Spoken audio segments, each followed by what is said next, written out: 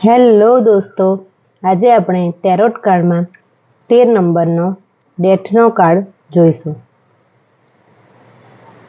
જુઓ, આ 13 નંબરનો કાર્ડ છે જે વોટર એલિમેન્ટ દર્શાવે છે. જોડાઈક સાઇન સ્ક્રાપ્યો છે. નો કાર્ડ છે. 13 નંબર એમ આપણે સારો માનવામાં આવતો નથી. 13 નંબરને નેગેટિવ નંબર મનાય છે. આ નંબરને 13 નંબરનો ફ્લોર કે 13 નંબરનો રૂમ આપણે મોટે ભાગે લેતા નથી, પરંતુ 13 એટલે 1 અને 3 બરાબર 4 એ સ્ટેબિલિટી દર્શાવે છે. જો આપણે પોતાની સાથે અને બીજા સાથે પ્રામાણિક હોઈશું તો આપણને પરિણામ સારું મળશે. 4 આપણી લાઈફમાં સ્ટેબિલિટી લાવશે. શરૂઆતમાં ઘણું સ્ટ્રગલ લાવશે, પરંતુ જેમ જેમ આગળ વધીશું તેમ તેમ સ્ટ્રગલ પૂરા થતા જશે અને સ્ટેબિલિટી આવશે અને નવી શરૂઆત થશે. જુઓ, આમાં એક સ્કેલેટન છે. આ જે સ્કેલેટન છે તે પૂર્ણતા દર્શાવે છે કે ડેથ એન્ડિંગ દર્શાવે છે, પણ કંઈ પણ ખતમ નથી થવાનું. ડેથનો મિનિંગ મૃત્યુ થાય છે, પરંતુ આ કાર્ડમાં ડેથ એટલે મૃત્યુ નથી, પણ એન્ડ દર્શાવે છે. હવે એણે જે આ હાથમાં આર્મર પહેર્યા છે, જુઓ, બંને હાથમાં આર્મર પહેર્યા છે જે પ્રોટેક્શન દર્શાવે છે. આપણી જિંદગીમાંથી ખતમ તો થાય છે, પરંતુ યુનિવર્સની બ્લેસિંગ અને પ્રોટેક્શન હંમેશા સાથે છે એવું દર્શાવે છે. એના માથા પર જુઓ, આ લાલ કલરનું પીછું છે જે પાવર દર્શાવે છે. આપણી અંદર જે ખરાબ સમય આવશે તેને આપણે ઠીક કરી શકીશું. જો આપણે પોતાની જાતને ઠીક રાખીશું, દરેક પરિસ્થિતિને સારી રીતે સમજી શકીશું અને સેલ્ફ ગ્રોથ પર આપણે ધ્યાન આપીશું તો આપણે આગળ વધી શકીશું. ચીજો પર ફોકસ નથી કરવાનું, પરંતુ યુનિવર્સને સરેન્ડર કરવાનું છે. આ જે ઘોડો છે એ ઘોડો સનને દર્શાવે છે. સન નવી શરૂઆત દર્શાવે છે. એનો અર્થ એ છે કે આપણી જિંદગીમાં નવી શરૂઆત થવા જઈ રહી છે. ઘોડો સફેદ છે. જુઓ, સફેદ ઘોડો છે જે પ્યોરિટીને દર્શાવે છે. આ જે સ્કેલેટન છે જે અનાઉન્સમેન્ટને દર્શાવે છે. આપણી લાઈફમાં ઘણું મોટું ચેન્જ આવી શકે છે. સૌથી પહેલાં એ એનાઉન્સ કરે છે કે તમારી લાઈફમાં ઘણું મોટું પરિવર્તન આવે છે, તો રેડી થઈ જાઓ. આ જે કાળો ધ્વજ છે, આ કાળો કલરનો જે ધ્વજ છે તે એન્ડ, રડવું, ગ્રીફ, દુઃખ એ બધું દર્શાવે છે. ધ્વજમાં જુઓ, ગુલાબ છે. એ ગુલાબ છે જે નવી શરૂઆત દર્શાવે છે. પાછળ સૂર્ય ઉગી રહ્યો છે. જુઓ, આ જે છે એ સૂર્ય ઉગી રહ્યો છે એવું દર્શાવે છે, જે નવી શરૂઆત દર્શાવે છે. પાછળ પાણી છે. આયરું પાણી. એ જે પાણી છે એ આપણા ઇમોશન, આપણા ઇન્સ્ટ્યુશનને દર્શાવે છે, ઇન્ટ્યુશનને દર્શાવે છે. આ પાછળ ઉબડ-ખાબડ રસ્તા છે જે ઓપ્ટિકલ્સ અને લાગણીને દર્શાવે છે. હવે જુઓ, આ 4 જે છે અહીંયા નીચે 4 અલગ અલગ જાતિના લોકો દર્શાવ્યા છે. એ 4 જે અલગ અલગ જાતિના લોકો છે એમાં એક રાજા છે, એક સ્ત્રી છે, એક છોકરો છે, એક માણસ છે. એ 4 અલગ અલગ એનર્જીના છે અને આપણી જિંદગીની સાયકલ પણ કંઈક આવી છે. કોઈ પણ સાયકલને કંટ્રોલ ન કરી શકાય, એટલે જે પણ થશે તે સમય પ્રમાણે થશે અને આપણી લાઈફમાં બદલાવ આવતો રહેશે. આપણે કોઈ પણ બદલાવને બદલી ના શકીએ. કોઈ બદલાવ નેગેટિવ ઇમ્પેક્ટ લાવશે અને કોઈ બદલાવ પોઝિટિવ ઇમ્પેક્ટ લાવશે, પરંતુ જ્યારે પણ ડેથનો કાર્ડ આવશે તો શરૂઆતનો તબક્કો ઘણો મુશ્કેલ રહેશે, પરંતુ ધીરે ધીરે આગળ વધીશું તો સમજાશે કે ભલે આ બદલાવ શરૂઆતમાં અઘરો લાગે, પરંતુ પોતાના સારા માટે જ હશે.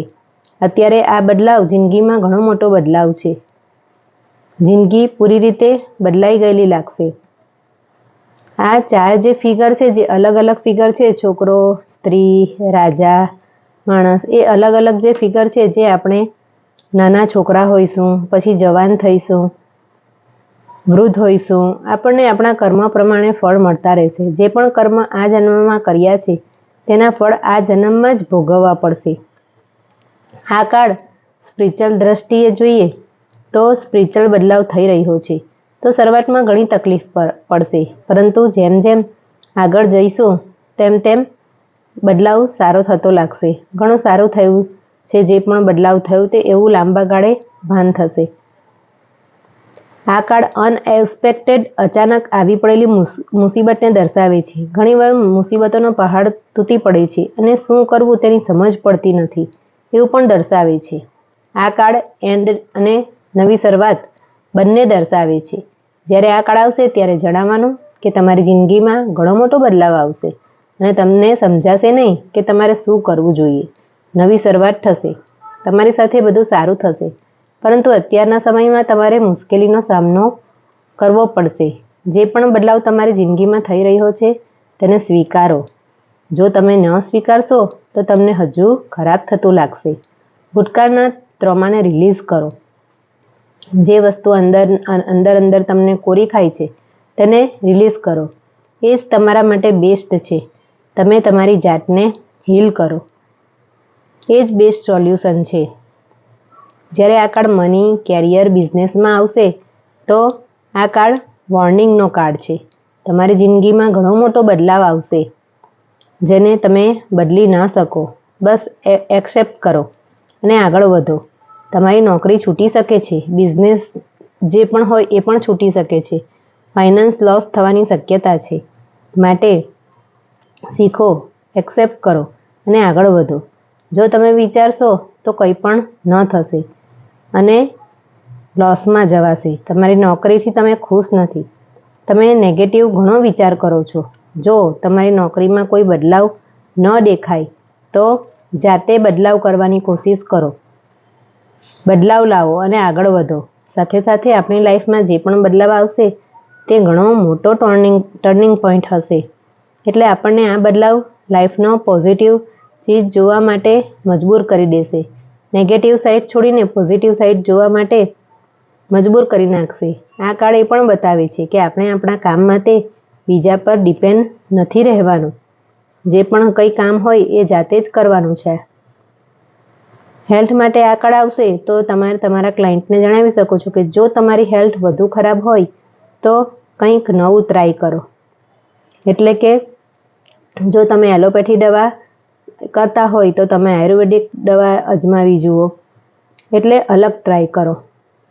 તમારી હેલ્થ માટે તમે બદલાવ લાવો. ધીરે ધીરે થશે. તમારે તમારી હેલ્થની કાળજી રાખવી પડશે. ડાયટ પર ધ્યાન આપો, એક્સરસાઇઝ કરો અને યોગા કરો. શરૂઆતમાં થોડી તકલીફ પડશે, પરંતુ ધીમે ધીમે તમે બધું ટ્રાય કરતા જશો તેમ હેલ્થ સુધરતી જણાશે. આ કાર્ડ જો સ્પિરિચ્યુઅલિટીમાં આવશે તો તમારે તમારા ક્લાયન્ટને જણાવવાનું રહેશે કે અત્યારે તમારો સમય સ્પિરિચ્યુઅલ ટાઈમ ચાલી રહ્યો છે. હવે તમે ઈશ્વર સાથે કનેક્ટ થાઓ. તમારો શું રોલ છે તે વિચારો. તો તમારી જિંદગીની નવી શરૂઆત થઈ રહી છે. એના પહેલાં તમારી જિંદગીમાં ઘણો મોટો પ્રોબ્લેમ, જે બહુ મોટો પ્રોબ્લેમ એ બદલાવ લાવશે જેનો તમારે સામનો કરવાનો રહેશે. જ્યારે આ કાર્ડ લવ રિલેશનશિપમાં આવશે તો બેમાંથી કોઈ એક અત્યારે રિલેશનશિપમાં નથી રહેવા માંગતા. ઘણા બધા લડાઈ ઝઘડા થાય છે.